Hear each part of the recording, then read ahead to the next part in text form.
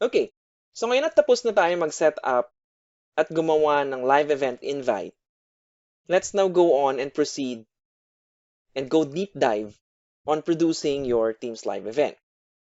So on the day and time of your event, okay, just go to your calendar. Napapansin nyo, ito po yung live event invite na pinakita ko sa inyo kanina, yung mga screenshots or yung ginawa natin na live event. So notice, no, this invite here is the one that you are in right now. Ito po yung call kung nasaan tayo ngayon.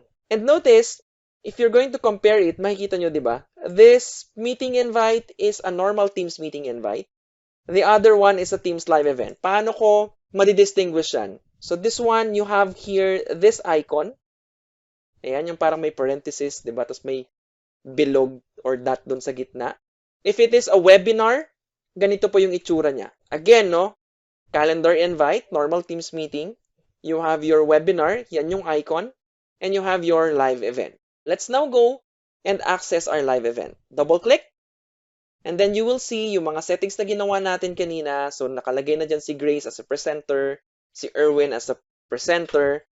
You can also edit this one if you want to add some more presenters and producers. Meron ka ditong join live event. So pakita lang natin, no? This get attendee link here, ito yung link na ibibigay nyo sa mga attendees natin. Here's the very link na ikakopy nyo, isasend nyo sa email, isasend nyo via social media, isasend nyo via messenger or any other tools that you are using in communications. As a presenter or producer, I can click join here or I can click the join live event. Okay, only the producer and presenters has access to this link. Okay, makikita nila yan sa email nila. So here, I can just click on join. Okay, tignan natin. So there you go. So nakikita niyo po ako. Hello. It's just like the interface, no? Medyo may konting difference lang. Interface on how you're going to join your regular Teams meeting. Diba? So I can click on PC mic here. Diba? So I can select my microphone and speakers for me to join. I can add a room. I can turn off audio. I can add attendees here. Okay, dito sa baba, it's for another discussion. Okay, but this is how you're going to join your Teams live event. So just click on join now. So this is your Microsoft Teams live event producer's view. Napakita ko na sa inyo kanina yung parts or anatomy ng producer's view ng inyong Teams live event, but let me tour you anyway. So here makikita natin yung state ng ating live event, nakalagay pre-live. I can see here the time elapsed and also the 2 attendees. Ilan yung attendees na nakalog in or nag-view dun sa ating live event. So nakalagay dyan, the live event hasn't started. So ibig sabihin, yan din yung nakakita ng ating mga audience while they are viewing your event.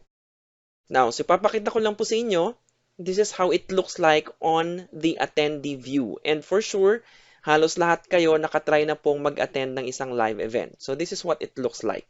So as an attendee, so makikita ko dito, I have here my Q&A. Okay, then ito yung message, the live event hasn't started. So I can actually ask question here as an attendee since it is enabled in the settings of the live event. So I can click ask question and then ilalagay ko Jerwin, for example, and then ask a question or put in your statement. For example, watching from QC. Okay, and then you may press send. So, pwede rin po nyo gawin is to post as anonymous in case ayaw nyo pong malaman yung pangalan nyo. So, you can post it as anonymous, but right now, I'll be posting it as Jerwin. Click on send. So, yan, pag-uusapan natin in a bit, no, yung mga Q&A. But let me go back to the producer's view. So, there you have 2 attendees, di ba? And then, on your right, makikita natin yung ating mga ibang functionalities. Like you have the chat. This is the way for you to chat with your presenters and co-producers. Okay, tandaan natin that on a Teams live event, you can designate, okay, another producer as a backup in case lang na-disconnect tayo sa internet. And also, your presenters naman, so they can come and go, di ba? For example, may kanya-kanyang slot sila. So they can just come in during the time of their slot. Then, of course, people. Dito nyo po makikita yung mga presenters nyo or producers. Okay, so nakalista po lahat dyan. Then you have your Q&A here. I'll be discussing that in a bit. Then you have your more actions, no, for other settings like device settings. You can also restart an event. So, dati, you cannot restart an event. This is a way for you to say, na-click mo yung start. Okay, accidentally. Alright, so halimbawa nagda-dry run tayo, ginamit nyo yung mismong invite, okay, ng inyong live event, na-click mo yung start. So, you can actually restart the event. And then you have your, of course, camera for you to turn on or off your camera. And then you have your mic. And then you have your share button. And the usual leave for you to leave the call. Balik tayo sa ating Q&A. So here in the Q&A, so mapapansin nyo, di ba, naglagay tayo ng question kanina as an attendee. This is the only way that you can communicate with your attendees, with your audience. Hindi siya kagaya ng ginagawa natin ngayon na Teams call, right? That you can interact with your audience, you can interact with the presenters, mga kapwa nyo mayas, ganyan. You can do that, okay, on a regular Teams call. But on a live event, the only way that you can interact with your audience is through the live event Q&A. So, ibig sabihin on a live event, walang maingay na bigla-bigla nag-unmute, ganyan, 'di ba? Hindi nakakaistorbo. So, yun yung isa sa, I think, benefit ng isang live event. No? And of course, a live event can accommodate up to 10,000 attendees.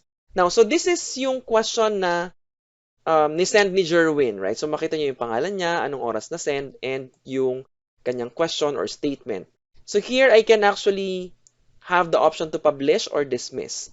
No? When you dismiss it, it will go to dismiss tab here. Ibig sabihin, hindi po makikita ng mga audience nyo yan.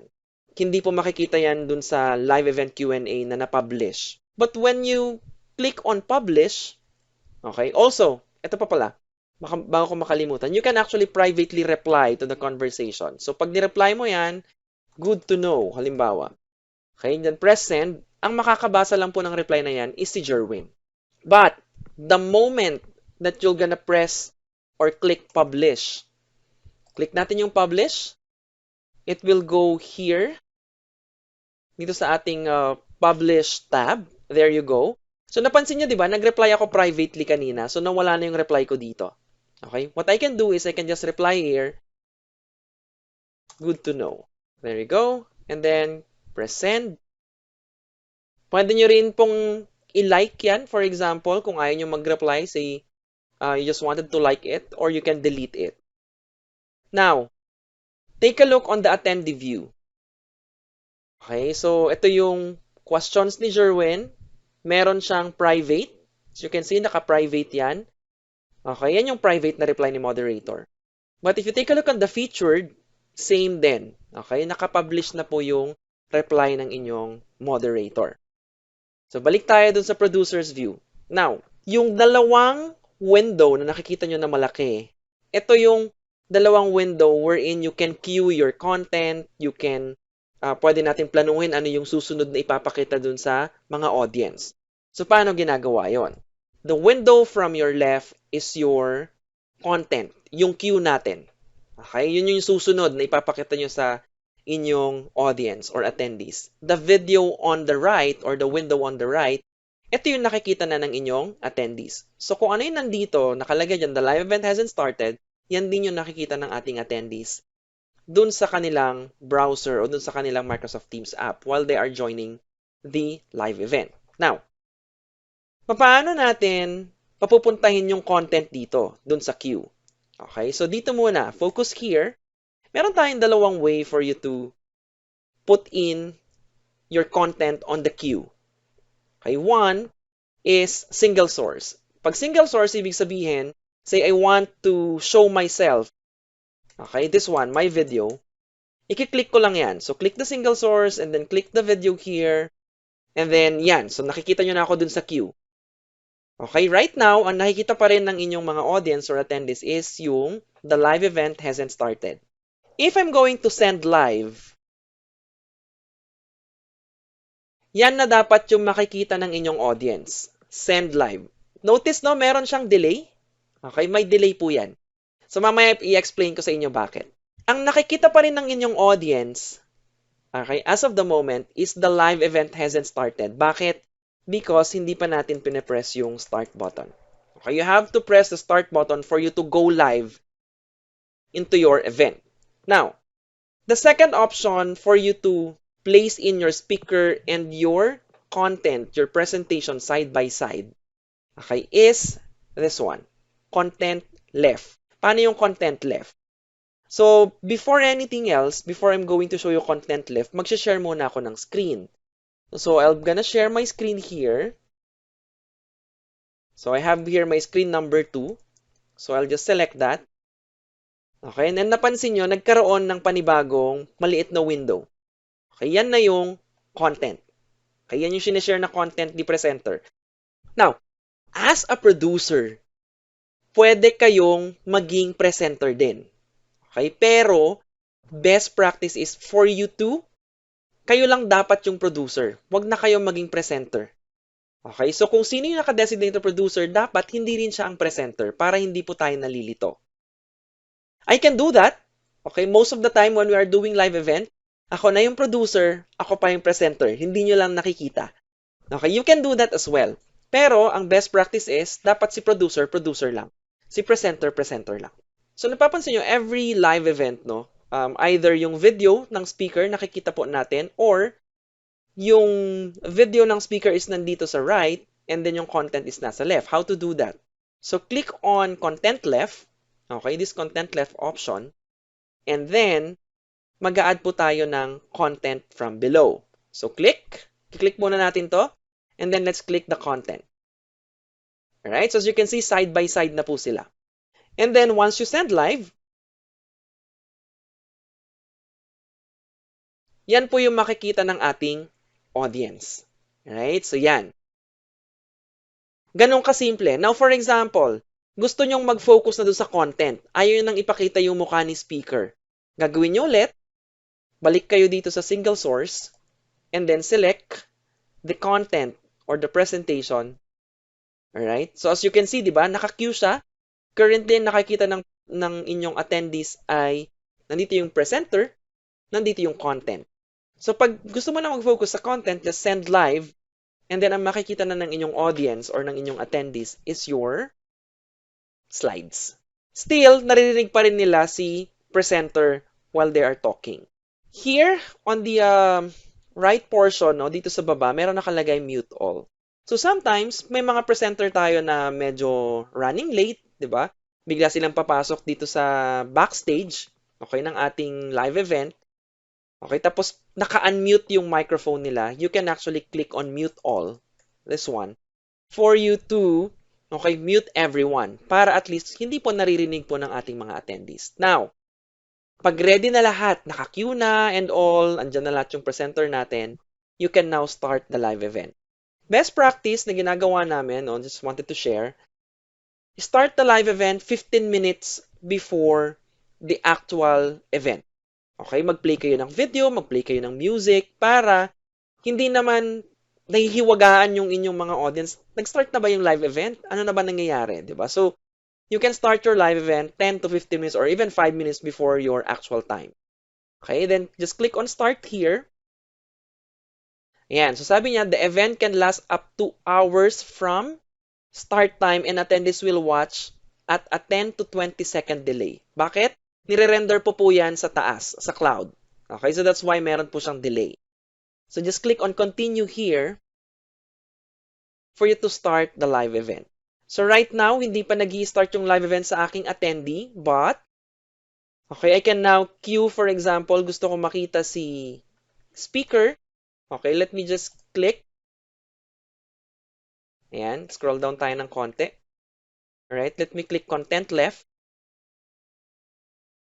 Okay, and then click down below for you to include the video. And then click on send live. Okay, so right now, ang nakikita po ng ating mga audience is this one. So notice, no, you have here your Q&A. Okay, live event na po yan, right? I can actually rewind this. Ayan, see for example, na-late ako ng ilang minuto, I can rewind it. Also, yun yung dahilan bakit may 10 to 20 seconds delay. So I can rewind that.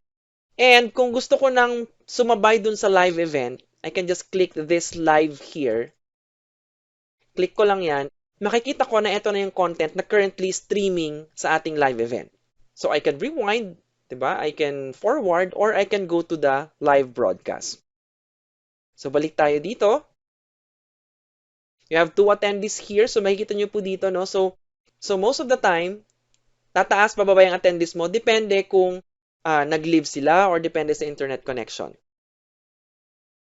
So there you go. This is how you're going to produce your live event. Very simple and straightforward. So I hope na natutunan nyo po paano mag-queue, paano mag-send ng live, and paano mag-start ng live event.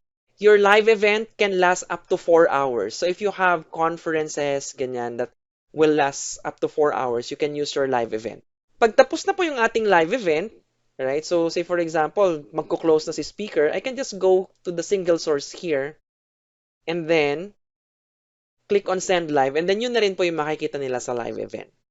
After the closing remarks, for example, they can just click on end meeting or leave. Since ako yung organizer ng live event, I can just click on end meeting to finish the live event. Click on end. And there you go, tapos na po yung ating live event.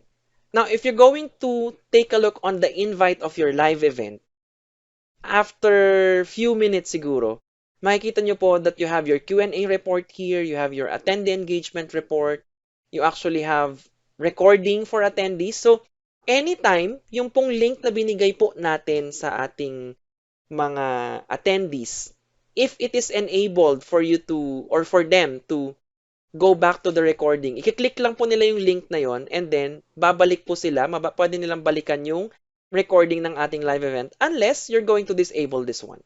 So, pwede po yung mga team replay, kung gusto nilang balikan yung recording, they'll just click the link na binigay po natin. Same link ng ating live event, okay, for them to watch yung recording ng natapos ng live event. So, there you go. No? So, you also have your transcript here. You also have your advanced options, for example. You can delete all the content of your live event.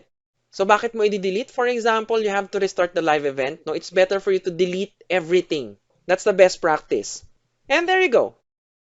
Ganyan kasimple mag-manage ng live event. And yes, you can also, by the way, download. No? So, just click on this and you can download the files from your live event, including the recording. So, I hope na pag gumawa kayo ng live event, marunong na kayong mag-manage. There you have it.